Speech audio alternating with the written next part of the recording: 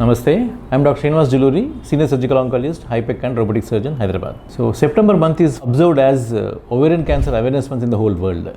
The reason is, this is a not so very common cancer, specifically seen only in women, but at the same time, it takes a large number of lives in the whole world. More than 1 million people lose their life to this particular cancer in the whole world. In India alone, more than 40,000 people have lost their life in the year 2024.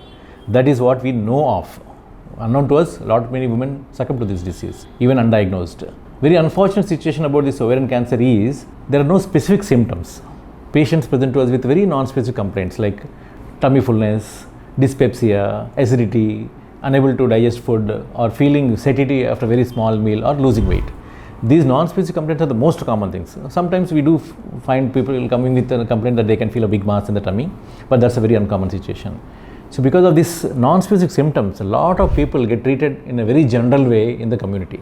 Unfortunately, those patients who are having these non-specific complaints, women particularly, if they are not responding to treatment after 2 months, they are supposed to be referred to higher centers or investigated further. During these investigations, we find these cancers. Unfortunately, by the time they reach us, they are in stage 3, in a majority of almost 80% patients.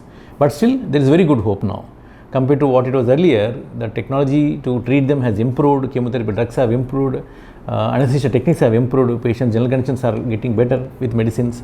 So in that sense, even with stage 3C, we are able to cure a large number of patients. One good addition to the treatment of ovarian cancer in the recent times is addition of what is called HIPEC therapy. Now HIPEC is called basically hyperthermic intraperitoneal chemotherapy.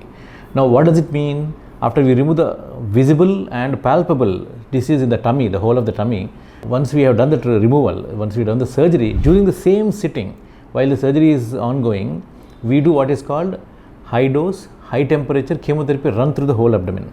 Now this particular procedure itself adds almost 20 to 25% extra survivals at the end of 5 years, which is not a small number.